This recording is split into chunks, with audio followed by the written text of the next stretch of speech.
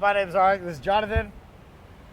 And we're here today to show you how to make the Butcher's Club burger, arguably the most famous and revered hamburger in Asia. The world. The world, sure, right now.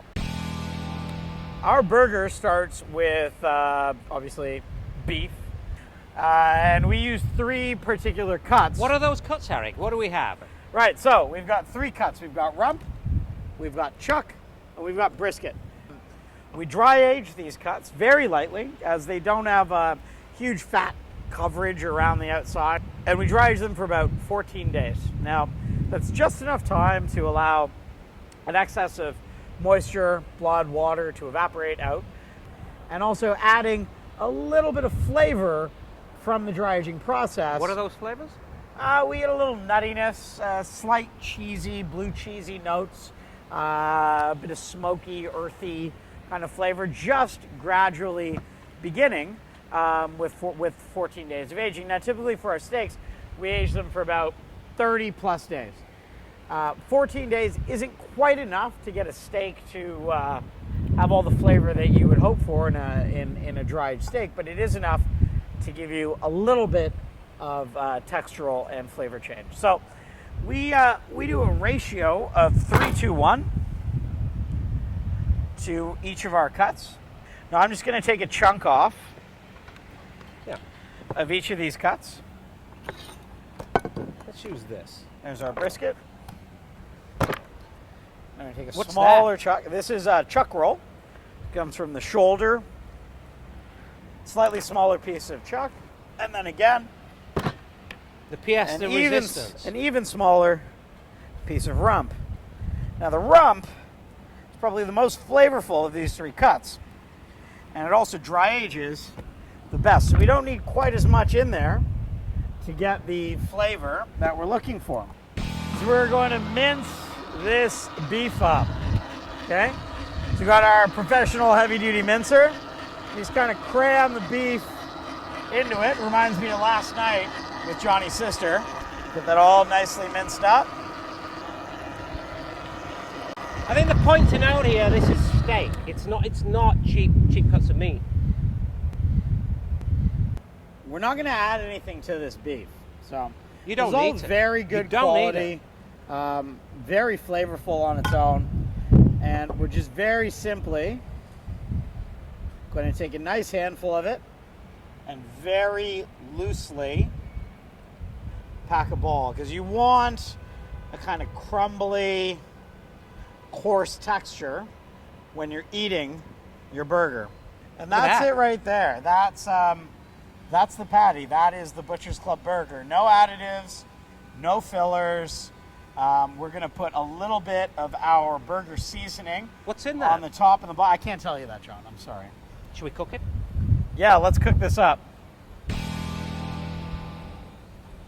Right, guys, so here we are. We've got our burger patty perfectly formed. I'm just going to season this up lightly with our Butcher's Club seasoning. We've just seasoned this really lightly, and I'm going to fry this on our hot flat top. This is the pièce de resistance. Burger sauce, homemade mayonnaise. Are these organic eggs? Sure. Yeah.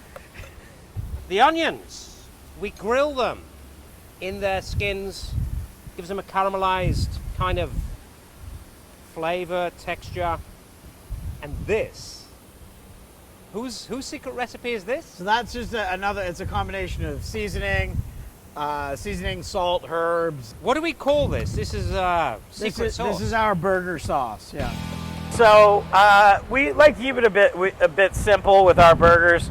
Nice slice of tomato, a couple of slices of pickles, some nice English white cheddar, and some Dingley Dell streaky bacon. We'll get to that in a second. I'm just going to show you how to nicely slice the tomato.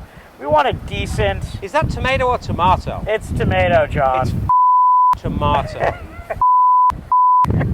We're just going to give one nice thick slice. That's a really juicy organic tomato from Australia.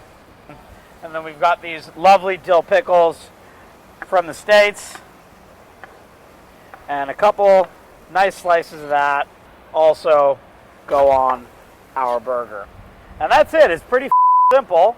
I mean, we're not trying to reinvent the wheel here. Now, similar to cooking our steaks, we like to do frequent turns on the burgers. So again, we get a nice even sear, nice bit of caramelization, and even cook in the center, okay? So that'll be ready in a couple of minutes. Right, so now that our burger patty is more or less cooked to about rare, medium rare, I'm gonna add a slice of nicely aged English cheddar to the top, and we're gonna remove it from the grill, okay? We don't wanna melt the cheese too much. The residual heat on the burger is gonna do that job for us. Now, while that burger is resting, I've got one of our flowered Scotch Baps, which we have made right here in Hong Kong Who by makes that for you? master baker Gregoire Michaud of Bread Elements. And I'm just going to take a little bit of clarified butter and give that a nice little pan fry.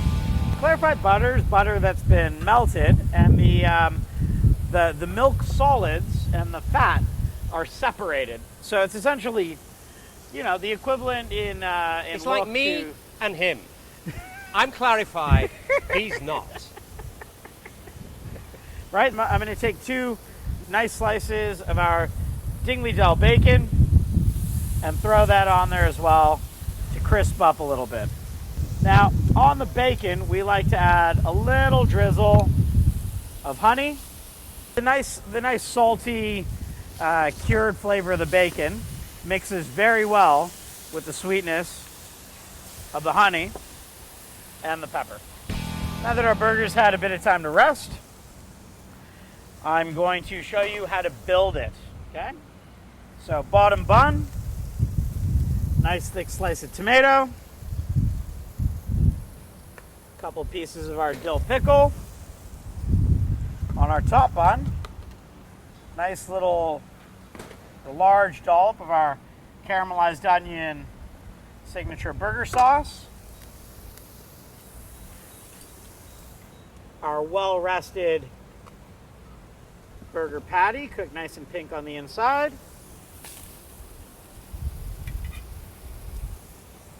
And our bacon. And that right there, very simply, is the Butcher's Club burger.